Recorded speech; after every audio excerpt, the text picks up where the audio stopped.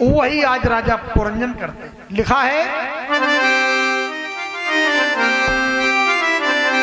कि राजा करता और वो ही राजा करता, राजा करता और वो ही राजा करता, कि करती जो भी काम रानी वो ही राजा करता।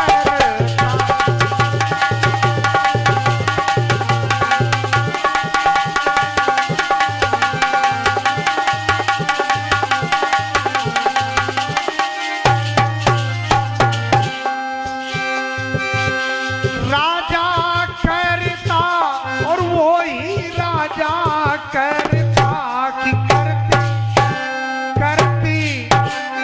करती जो भी काम रानी वो ही राजा करता।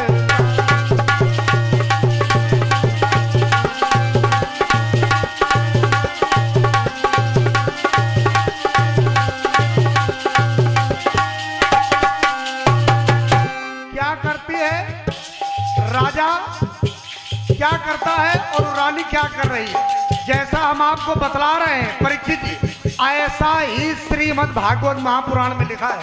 कोई अलग से बात हम नहीं बोल रहे, ऐसा ही लिखा है। अरे जब वो हंसती तब वो हंसता, जब रोती तब रोता। जब वो पत्नी हंसती है तो पुरंजन भी हंस रहे हैं, जब वो रोने लगती है तो राजा पुरंजन भी रोने लगते हैं। जब वो हंसती तब वो हंसता, जब रोती तब रोता। और फुर्सत मिलती रानी को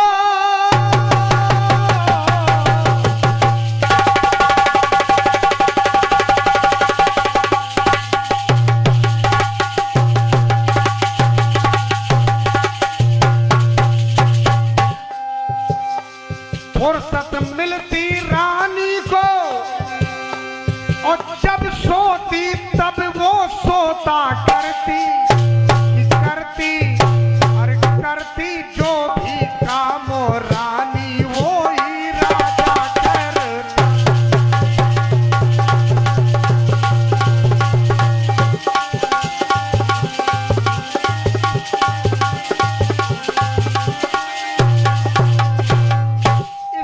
से लिखा है, इतना राजा पुरंजन अपनी पत्नी के प्रेम में आसक्त हो गए। जब जीव माया में आसक्त हो जाता है, परमात्मा की याद भूल जाता है।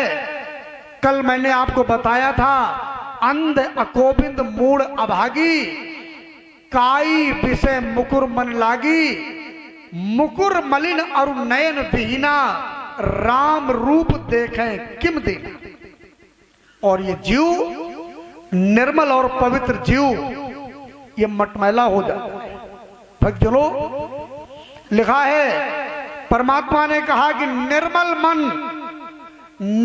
मन जन सो मोहि पावा, मोहि कपट छल छिद्र न भावा। हम चाहते हैं, हम अपने मन में होशियारी करते हैं कि जो भी हम चुपचाप करते हैं परमात्मा नहीं जानता। आप घर वालों से छिप जाओगे, समाज से छिपके कार्य कर लोगे, लेकिन परमात्मा तो तुम्हारे अंतरात्मा में अंदर ही बैठा हुआ।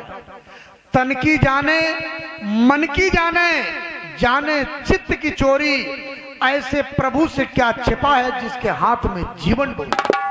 आप कोई भी छिप के कार्य नहीं कर सकते। तो इसीलिए कहा गया है कि जो भी करो परमात्मा से डर के करो। ये ना सोचो कि जंगल में भी अगर कोई कार्य हम कर रहे हैं तो ईश्वर देख रहा है।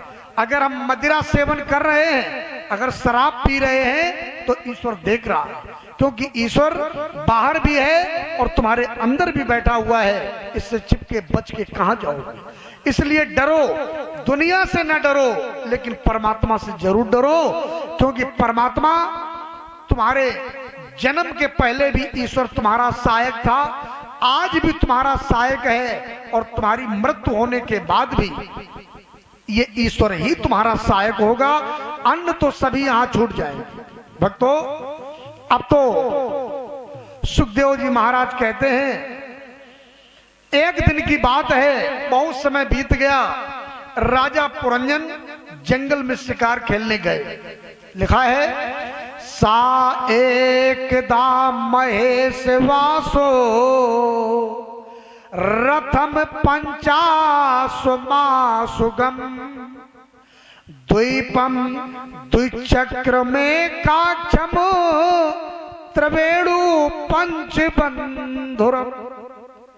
राजा पुरंजन अपना धनुष बाण लेकर जब शिकार करने भक्तों गए, इन्होंने क्या किया है, एक वृक्ष पर बैठे हुए कुछ पक्षी थे, इन्होंने अपने मन में विचार नहीं किया और किया क्या है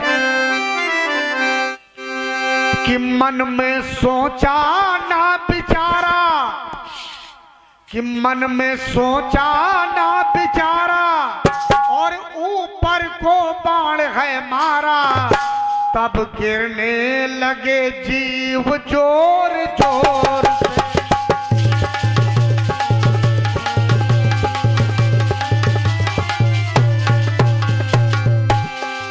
मन में सोचा ना विचारा ऊपर को बाण है मारा, तब गिरने लगे जीव जो।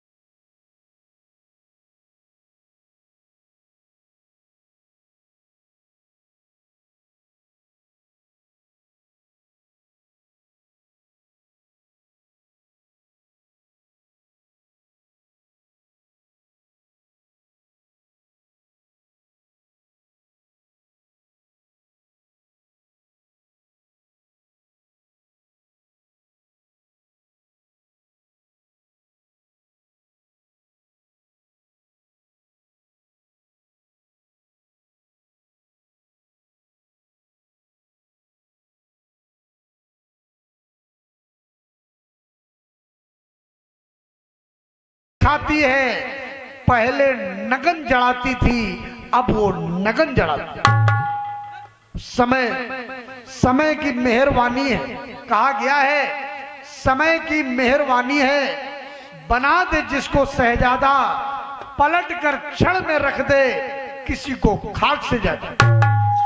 इसलिए भक्तों कहा गया है कि ये जो समय है, समय सबका बदलता है, समय सबका बदलता है, समय की आन ना बदले, सच्चाई पर चलने वालों का कभी ईमान ना बदले। जब वक्त बदला, राजा पुरंजन आए, देखा महल खाली पड़ा है, पूछा हमारी महारानी कहाँ है, तो दरबारियों ने बताया कि महाराज जब से आप शिकार खेलने गए तो महारानी जी पागल हो गई, और देखो वो जमीन में लेटी हुई है, शरीर पर कोई भी कपड़ा नहीं है। राजा पुरंजन ने जाकर देखा भक्तों, वही रानी जो महल में रहने वाली आज शरीर में धूल लगी हुई है, पागलों जैसी स्थिति है। उसी समय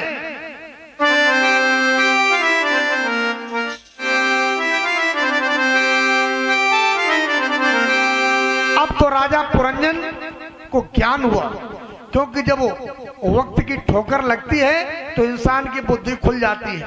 राजा पुरंजन को याद आया, अब करता क्या है, अरे ढूंढता फिर रहा है स्वयं रानी को राजा, ढूंढता फिर रहा है स्वयं रानी को राजा। हो गई बुद्धि उसकी दिल में छाई निराशा, हो गई बुद्धि उसकी दिल में छाई निराशा। करता क्या है, रात और दिन में नहीं, रात और दिन में नहीं उसे आराम। अब वही राजा कहता है, कहे राम राम राम राम राम राम राम।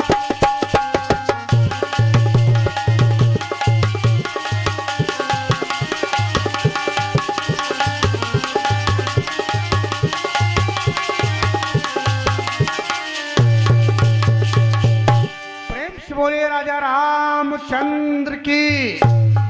अब तो राजा पुरंजन राम राम राम कहकर उस पत्नी से हाथ जोड़कर कहने लगा कि आय प्राण प्रिय, मुझे ये नहीं पता था, मुझे ये पता नहीं था कि तुम्हारी ये हालत हो जाएगी, मुझसे बहुत बड़ा अनर्थ हुआ, हे महारानी जी मुझे क्षमा कर। चलो महल में।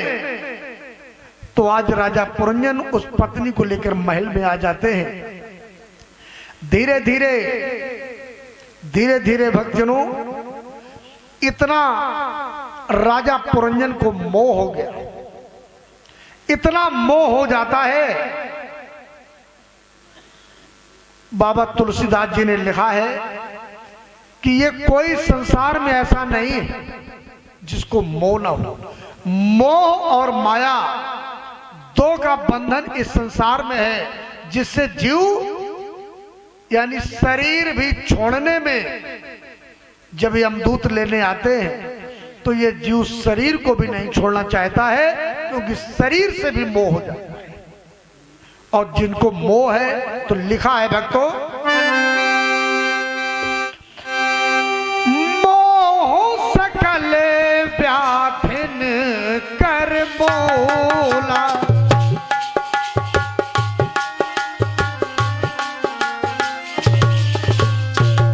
मोह सकल व्याधिन कर बोला।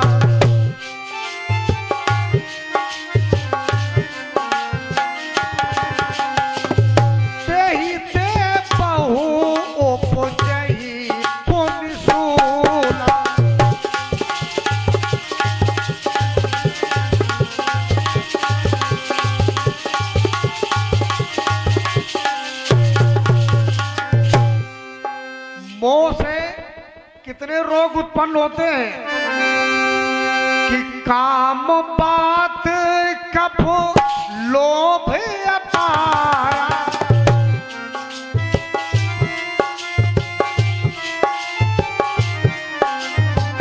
काम बात कफ लोभ अपारा, क्रोध पीत नित छाती जार।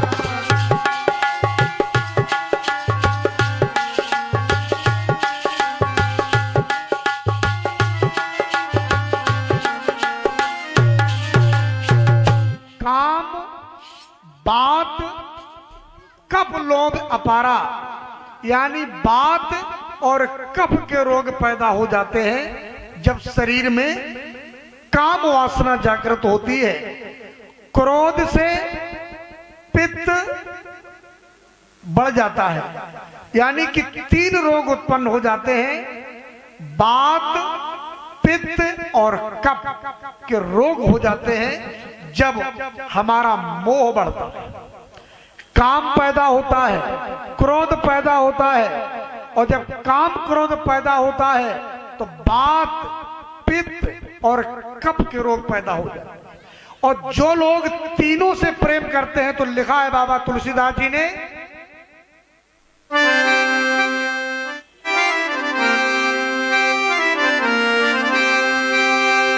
कि प्रीत करई और जो तीनों भाई और वो पोजहि सन्निपात दुखदाई।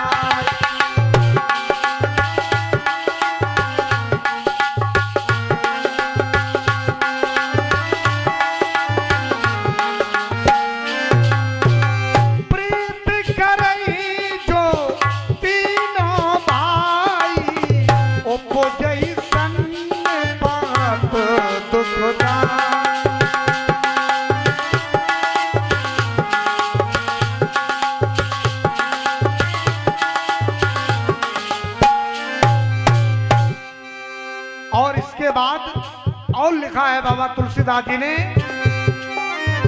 विषय मनोरथ दुर्गम नाना,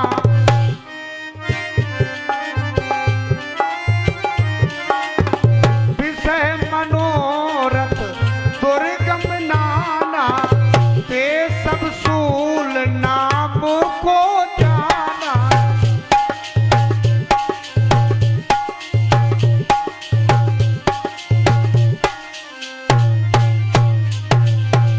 हमारे अंदर विषय वासना जागृत हो जाती है तो तमाम प्रकार के जो ये दुर्गुण पैदा होते हैं सभी कांटे की तरह चुभते हैं। धीरे धीरे समय गुजर गया और राजा पुरंजन की उम्र कितनी हो गई, जब वृद्धापन आया तो लिखा है कि 110 कन्याएं और 1100 पुत्र पैदा हुए। अब इतनी संख्या जिंदा निवादा की होगी, क्यों भी चला भाई, 110 कन्याएं हुई और 1100 पुत्र हुए, तो 1100 तो यानी लड़का हुए और 110 कन्या यानी 1210, और ज्यादा ज्यादा इतनी संख्या गांव भरे की होगी। इतने राजा पुरंजन के यानी कि पुत्र और पुत्रियां हुई। बुढ़ापे में जब होते हैं इनको सभी को पौरंजनी कहा गया, और जितने ये 1210 हुए, परीक्षित जी महाराज, ये जो 110 कन्याएं थी इनके फिर लिखा है कि 100 पुत्र पैदा हुए, ये लिखा हुआ है। तो अब यानी सारा जो वंश था राजा पुरंजन का वो पुत्र पौत्रों से, नाती पोतियों से भर जाता है। इधर धीरे धीरे जब इन पे बुढ़ापा आ गया, इधर एक चंडबेग नाम का गंधर्व राज था जहां पर 360 गंधर्व रहते थे।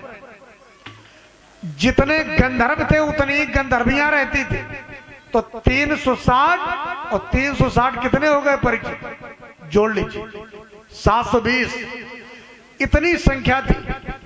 इन्होंने मन में विचार किया कि चलो आज इस नगर को लूटा जाए, इस नगर को लूटा जाए। तो उस पुरंजनपुर नगर को लूटने के लिए गंधर्व और गंधर्वियां आई, और जब आ जाते हैं भक्तजनों, तो जो 5 फन का सर्प था परीक्षित जी, वो उसी नगर की रक्षा करता था, यानी पुरंजनपुर नगर की। तो उसने इन लोगों को आने से मना किया, रोका, नहीं माने तो युद्ध करने लगा। युद्ध करते करते करते करते अंत में जो ये प्रजागर नाम का सर्प था ये बलहीन हो गया, यानी परास्त हो गया। और जब परास्त हो जाता है उसी समय लिखा है कि एक जो कन्या थी वो पृथ्वी पे विचरण कर रही थी और इधर देवर्षि नारद जी अपनी बीड़ा बजाते हुए आ जाते हैं। श्रीमन नारायण नारायण नारायण।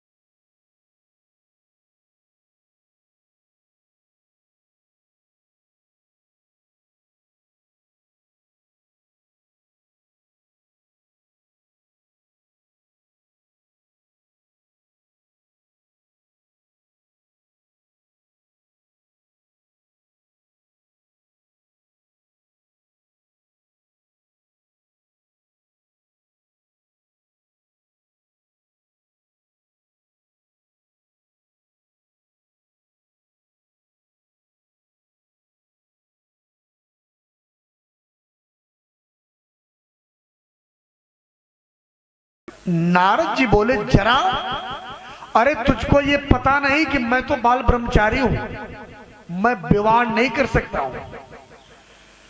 उसने भक्तों लिखा है भागवत पुराण में, उस जरा नाम की कन्या ने नारद जी को श्राप दे दिया कि जाओ, आज अगर तुमने मेरी इच्छा को पूर्ण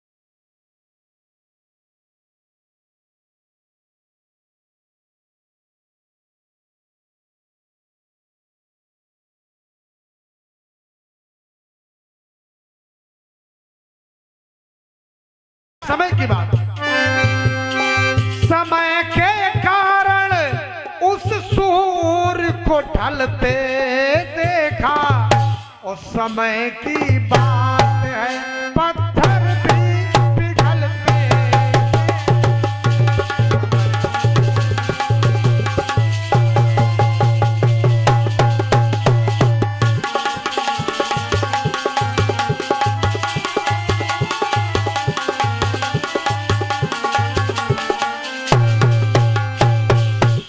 बोले वृंदावन बिहारी लाल की। और देखिए समय आपका हो चुका है, 15 मिनट समय आगे बढ़ चुका है, लेकिन बस केवल हम 5 मिनट और लेंगे, बस इसके बाद लीला प्रारंभ होने जा रही है। इधर भक्तजनों यमदूत आए, यमदूत आकर राजा पुरंजन को जंजीर में बांधकर घसीटने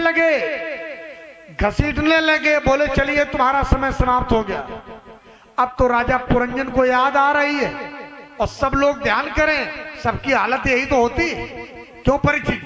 सभी की यही हालत होती है, सबकी हालत यही होती है कि हमारी पत्नी छूट रही, हमारा बालक छूट रहा, हमारी बिटिया छूट रही, हमारा परिवार छूट रहा, हमारे रिश्तेदार, सभी को यही तो बेचैनी, यही दुख होता है। इसी गम में इंसान पागल हो जाता है। यहाँ पर राजा पुरंजन घबरा रहे हैं और सोच रहे हैं कि छोट रही पत्नी और सुत जुदा हो रहा, और सबके वियोग में मैं आज रो रहा।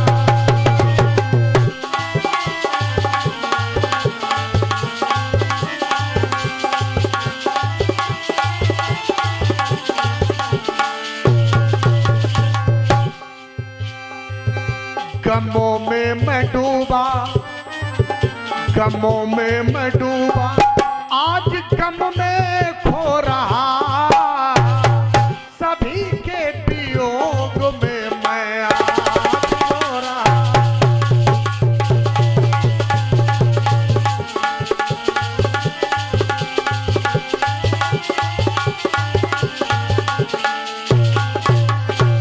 उसी समय घसीटते हुए जा रहे हैं, और राजा पुरंजन को जब ये घसीटने लगे तो इन्हें अपनी पत्नी की याद आई, और लिखा है अंते मति सागति, मरने के टाइम जिसकी जैसी मति होती है, अगले जन्म में वैसी गति मिलती है। राजा पुरंजन ने मरते समय अपने पत्नी की याद में प्राण त्याग दिए। अगले जन्म में राजा पुरंजन को स्त्री की योनि मिली, यानी स्त्री बनना पड़ा। स्त्री बने, और लिखा है भक्तों कि राजा पुरंजन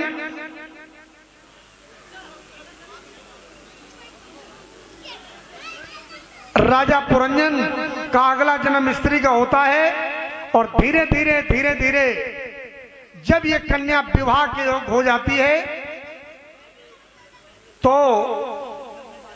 इनका विवाह पांड नरेश यानी कि जो मलयध्वज ने समस्त राजाओं को परास्त कर दिया, और मलयध्वज के साथ इस कन्या का विवाह होता है। परीक्षित जी, मलयध्वज के साथ विवाह होने के बाद इनके एक श्यामलोचना कन्या तथा 7 पुत्र पैदा हुए हैं। और इसके बाद वो जो एक कन्या थी उसका भी जब समय आया विवाह के योग्य हुई, तो भक्तों उसका विवाह लिखा है, उस श्याम लोचना कन्या का, और जब वरण समय है करीब आया, और तब अगस्त ऋषि के साथ मलयध्वज ने भी उसको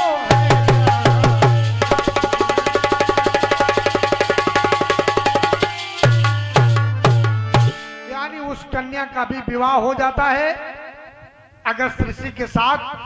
धीरे धीरे समय आ गया। एक दिन वही परीक्षित महाराज, वही